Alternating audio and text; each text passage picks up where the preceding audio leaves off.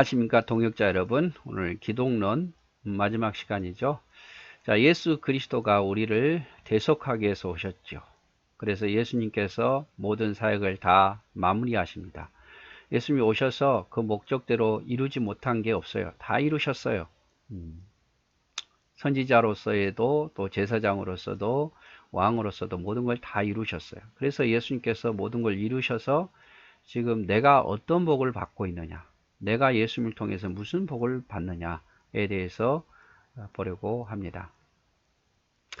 자, 하나님의 사랑은 예수 그리스도를 통하여 영원에서 역사 안으로 들어왔으며, 자, 그리스도를 통해서 하나님의 사랑이 역사 안으로 들어왔단 말이에요.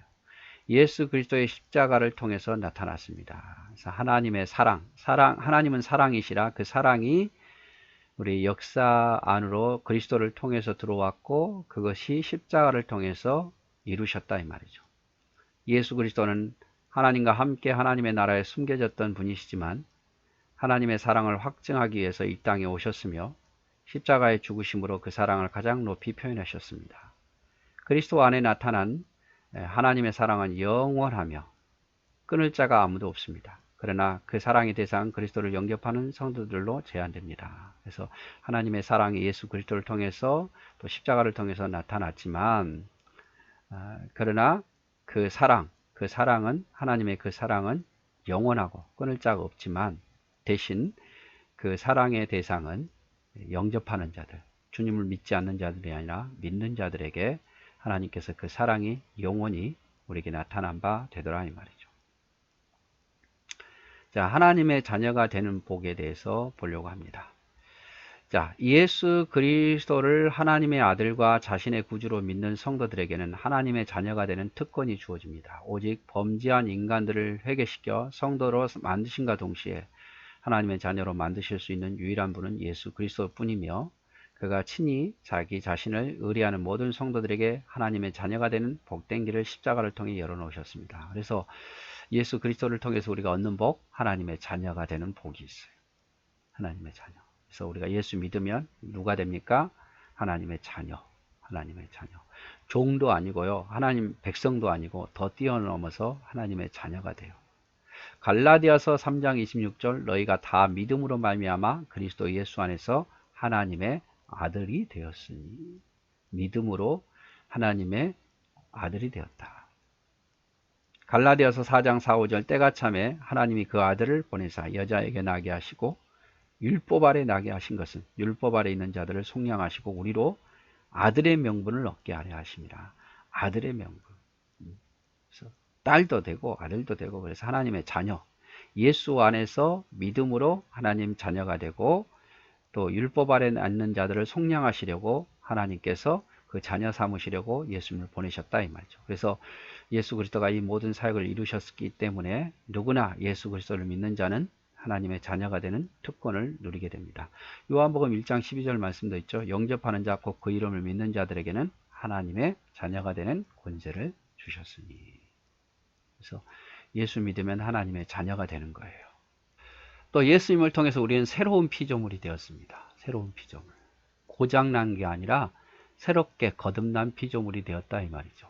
죄로 말미암아 하나님에게서 분리되어 심판을 받게 되었습니다. 예수 그리스도께서는 이 문제를 해결하기 위해서 이 땅에 오셨으며, 그의 십자가의 죽음을 통해서 모든 죄를 처리하사 그를 영접하여 그 안에 속한 모든 자에게 새로운 피조물이 되는 은혜의 길을 열어놓으셨습니다. 새로운 피조물, 그러니까 옛날 세상 속에서 그 욕심 속에서 그런 모습 속에서 사는 게 아니라 보라 새롭게 되었도다. 보라 새롭게 되었도다. 우리는 새로운 피조물. 그래서 옛날에는 나 자신만을 위해 살았는데 이제는 하나님 영광을 위해 살고, 그리고 이 세상이 끝인 사람이었는데 하나님 나라가 있고, 그래서 다 생각도 모든 것도 다 목표도 바뀌었어요. 그러니까 새로운 사람이 된 거죠. 새로운 사람.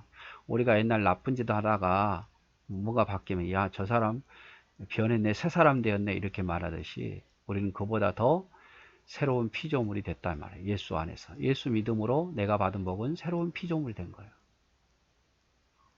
또 구원을 얻는 복을 받았습니다. 범죄한 모든 인간은 하나님의 정죄의 심판밖에는 기대할 것이 없게 되었는데 예수께서 그의 목숨을 모든 인간에게 대속물로 주셔서 하나님과의 관계를 회복시켜 줬고 화목하게 되었습니다. 그리고 구원받게 되었습니다. 그래서 예수 그리스도로 말미암아 원수인 내가 하나님과 화목하게 되었고 더 나아가서 구원을 얻게 됐단 말이죠. 구원, 죄로부터 구원, 멸망으로부터 구원. 요한복음 12장 47절에 사람이 내 말을 듣고 지키지 아니할지라도 너가 저를 심판하지 아니하노라. 내가 온 것은 세상을 심판하려 하며 세상을 구원하려 함이라. 사람이 우리가 예수 믿는 사람이지만 또 하나님 불순종하기도 하잖아요. 그런다 할지라도 내가 그들을 멸하지 아니하겠다. 왜? 내가 세상을 구원하려 왔고 그들은 구원받은 자니까. 마가복음 10장 45절 인자에 온 것은 섬김을 받으려 함이 아니라 도리어 섬기려 하고 자기 목숨을 많은 사람의 대속물로 주려 함이라. 그래서 대속물로 주어서 우리 대신 죄가 사해주고 우리가 구원을 얻게 된 거죠. 그래서 예수님이 이 땅에 오신 것은 우리를 구원하시기 위해서. 내가 구원의 복을 받았죠. 구원의 복. 그 다음에 하늘나라를 기업으로 받게 되었습니다. 하나님의 나라를 기업으로. 요한복음 14장 1절에 3절을 보면 너희는 마음에 근심하지 말라. 하나님을 믿으니 또 나를 믿으라. 내 아버지 집에 거할 것이 많도다. 그렇지 않으면 너희에게 일렀으리라. 내가 너희를 위하여 처소를 예비하러 가노니 가서 너희를 위하여 처소를 예비하면 내가 다시 와서 너희를 내게로 영접하여 나 있는 곳에 너희도 있게 하리라. 그래서 우리가 예수 믿으면 하나님 나라를 기업으로 받아요. 우리는 하나님 나라 가서 상도 받고 천국도 어떤 집에 살게 될지 모르겠지만 그 모든 것을 받게 된단 말이죠. 마지막으로 거룩하게 되는 복. 우리는 모두 과거에 하나님의 사랑의 보호를 벗어나 자기 자신의 뜻과 소욕대로 쾌락과 방종을 추구하며 죄에 전념하였으나 이제는 예수 그리스도의 십자가의 보혈을 통해서 성별되어 거룩한 성도가 되었습니다. 이제 죄가 아닌 거룩한 백성이 되었다. 그 모든 죄는 예수님이 대신 짊어지고 가셨으니까. 이와 같이 성도는 죄와 세상에서 예수 그리스도의 은혜로 말미암아 거룩하게 구별된 자로서 이제는 하나님께 온전히 헌신해야 하며 따라서 그리스도의 거룩하심을 본받아 성결한 삶을 살아야 됩니다. 이제 거룩한 백성으로서 더욱 헌신하고 더욱더 죄를 묻히면 안 되겠죠. 더 성결한 삶을 살아야 돼요. 고린도전서 6장 19절 20절 너희 몸은 너희가 하나님께로 더 받은 바 너희 가운데 계신 성령의 전인 줄 알지 못하느냐. 너희는 너희의 것이 아니라 값으로 산 것이 되었으니 그런즉 너희 몸으로 하나님께 영광을 돌리며 살아라. 하나님께 영광을 돌리며 살아라.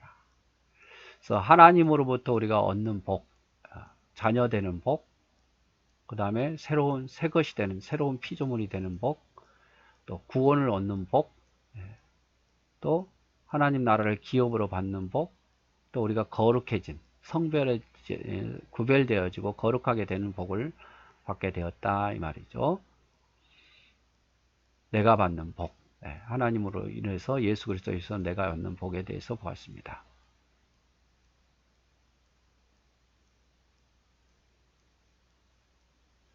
네, 좀 시간이 남아서 우리 기독론 대해서 요약 마무리하도록 할게요. 자, 우리가 맨 처음에 본 것이 그리스도의 명칭이었죠. 그리스도의 명칭, 예수님이라는 이름, 또 그리스도라는 이름, 그리고 인자라는 이름, 하나님의 아들이라는 이름, 주라는 이름, 이렇게 예수 그리스도 인자 하나님의 아들 주라는 게 예수님의 명칭이었죠. 그리고 본질에서는 예수님은 인성과 신성을 가지고 계신다. 사람이시면서 신, 정말 인간적으로는 잘 이해하기 힘들지만 하나님은 죄가 없으신 인성을 가지셨고 또 하나님과 동등한 신성을 가지고 계셨다. 인성과 신성이 제대로 돼야 우리를 위해서 죄를 사할 수 있는 속죄제물로서 완벽한 거예요. 신성이 없은 천사들도 부족한 거고 인간의 죄를 가지고 있는 인성도 부족한 거예요. 그래서 성령으로 잉태하셔야 됐고 또 천사보다 더 크신 하나님이셔야 됐어요. 그래서 예수님밖에 인성과 신성을 가지신 예수님 밖에는 우리의 속죄물이 될 수 없었습니다. 그래서 그리스도의 명칭과 본질에 대해서 보았고, 또 주님의 높아지심, 낮아지심.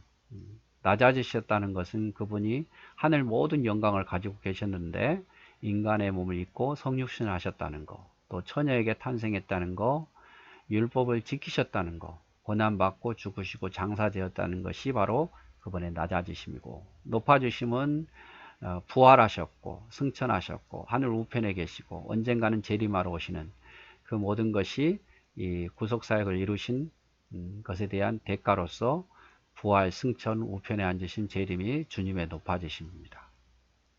그리고 그리스도의 직무에 대해서 봤죠. 선지자로서의 직무, 제사장으로서의 직무, 왕으로서의 직무. 선지자로서는 아버지로부터 받은 모든 천국 비밀, 복음의 비밀, 그리고 아버지의 뜻을 이 땅에 전파하셨고, 제사장으로서는 우리를 위해서 제사장으로서 중보 역할을 하셨고, 또 우리를 위해서 친히 제물이 되어 주셨다. 왕으로서는 교회를 다스리는 분이고, 교회뿐만 아니라 우주 만물을 다 다스리시고, 그 마지막은 이제 심판 때에 마무리하신다 이 말이죠. 마지막으로 그리스도의 속죄에 대해서 봤습니다. 속죄. 주님께서 우리를 위해서 속죄하사 하나님께는 영광이 되고 우리에게는 대속물이 되어 주셨다 이 말이죠. 그래서 대속죄물, 그러니까 대신 우리 대신 죄를 짊어지시고 속죄제물이 되어 주셨어요. 우리를 구원하시려고, 또 하나님의 사랑과 긍휼의 기본으로 해서.